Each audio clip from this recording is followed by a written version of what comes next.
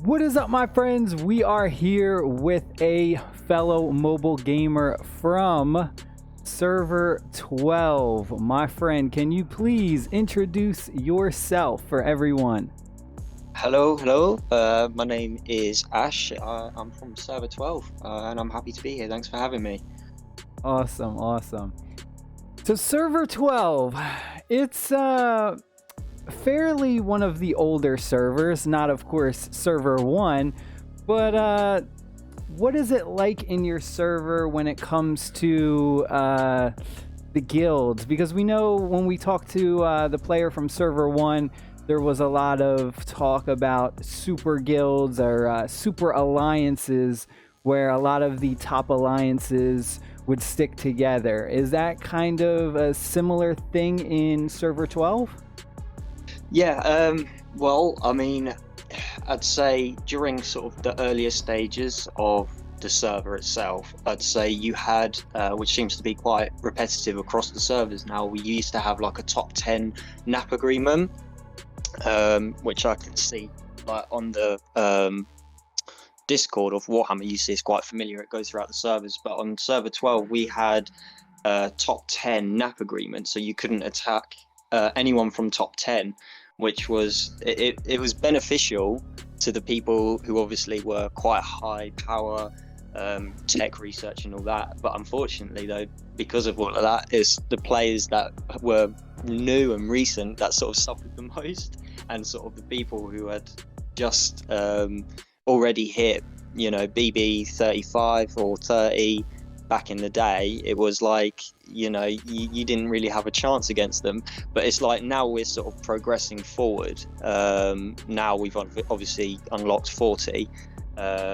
Most servers have now, so it's a lot more to take into account with alliances. So on our server now, it's actually the case where that top 10 has significantly decreased to we're looking at top 3 now. So it's changed. So then how many active guilds would you actually say you still have in your server? Like 3, 5? Yeah, I mean, I could be looking at that. Yeah, I mean, you get all the small alliances, and you'll find that their marshals are always active and a couple lieutenants, but the majority on server 12 is more, yeah, you're looking at sort of top 5 potentially, and again, it's sort of got into this position now where there's a lot of merging happening to try and keep active players together, rather than sort of scattered about. Yeah, I've noticed that too in my server as well. That's kind of starting to happen. So what do you guys do for like the PvP events? Like, do you guys have like no one to attack? Like, how do you get points? Don't get me started on Breach the Storm, honestly. Don't get me started. Well, Void Supremacy itself, I think, you know, it comes down to balancing. I think that, you know, you can ask anybody, it's down to the same thing. The balancing is so unfair that it's done on power related. It doesn't take into account any of the details of tech research, troop units, battle barge, nothing. It's just pure power.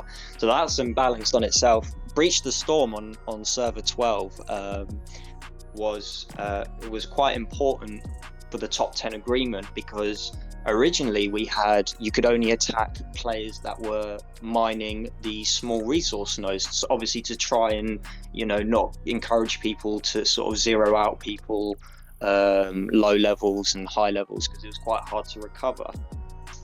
But now obviously the thing is, because it's quite hard to actually find something to do on the server itself, like on the star map. People are, you know, they're getting a bit, they want to attack, they want to build up the score, they want, you know, those 100 fragments from Breach the Storm. So it's like things are on edge, let's say, on server 12 at the moment. So, Oh man, that's crazy. yeah. Oh man. So how did you get into this game? Are you did the Warhammer skin bring you here, or were you just a mobile gamer in general? So originally I used to play a game called, very similar game to this, but it wasn't mobile, it was PC, and it was a Third Age Total War, and it had exactly the same principles, the same in-game mechanics. It was just you were able to individually deploy troops and attack individual buildings, and obviously, which worries me slightly with this game is because so I will get to a point, but it was like that a game inevitably, once everyone reached a high level, there was nowhere to go for it. And so that come to a conclusion quite quickly after that. And then obviously, because I was doing Warhammer and Lord of the Rings, I am familiar with 40k universe, and obviously I saw the mobile game and I saw the characteristics were similar. So that's how I got into it, and I've been doing that now for about 186 consecutive days. So wow, that's pretty cool. Yeah. I mean, you've got to think, when I started on server 12, I mean, obviously I didn't take into account there was other servers, but it only came apparent to me when I was about Battle Barge 25 that they were releasing significant amount of new servers. So they must have just released sort of server 40 or server 50, and I thought it was a bit crazy, but I'll get onto that because a little bit later, because I think it's actually quite important personally that they open new servers, so in my opinion. Okay, so here's another good question I have. At any point did you ever feel like starting over and actually moving to a new server? No, not at all. No, not at all. I think the demand for this game and the pressure is sort of a bit too high, especially being on server 12. The demand and the pressure is too high to keep up with. If I was to completely restart, I would do it on a new server, completely new server, server 90 or something like that, 99, whatever one it is on now.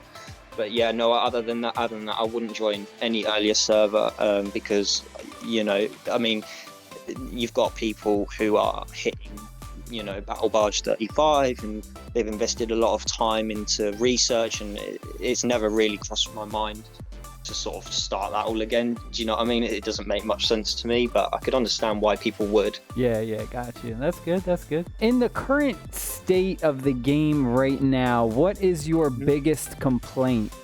Well, I would say I've never had an issue with how the game is run. I think for me, I don't have a problem with the new servers being released. I think that's actually quite healthy for the new players, you know, to actually build up on a steady pace that other people can keep up with.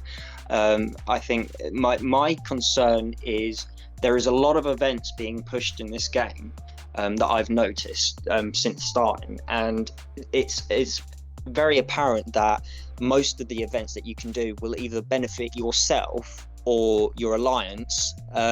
However, if it's not those two, it will be a competition against another alliance, and that's when things can start to get ugly. Because I mean, if people are putting money into this game and their time and their effort, the last thing you want to do is sort of you ruin that for them, which is, you know, very much a real thing you can do in this game. You could potentially, you know, have someone completely zeroed out and ruin their experience. And that's my concern. And now it's not a problem. The problem is they don't encourage alliances to work together in events. So that would actually be my biggest concern, actually, because a lot of I would have more concerns, but since the new update's been announced, I'd say a lot of them have been alleviated. So I'm quite happy on that part. I don't know. For me personally, I'm kind of just bored with it. It just feels like there's nothing really to do. Yeah, I think it's just like being on an earlier server and watching people get zeroed out constantly, or people left out or not being good enough.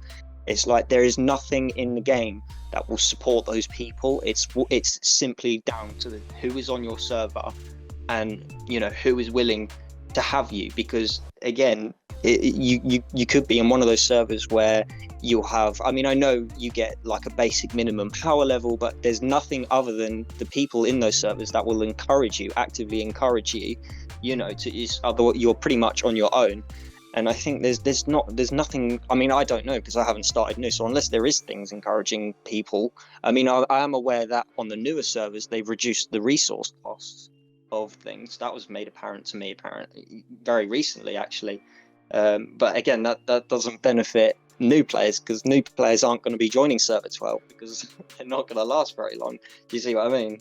Yeah, that was one of the biggest things that I honestly don't like. And I mean, a lot of base building war games do it, but then there's some like Rise of Kingdoms where they still have 25, Town Hall 25 is still their max. Like, they never increased their max Town Hall, and they're more about events and everything. So people never get to that point where, you know, somebody can be at a higher Town Hall or battle bars than someone else. And that was the biggest thing that I hated, is because when my server unlocked the ability or increased our battle bars level to, I think it was, 35, within 3 weeks, we were getting another update for it to be to 40.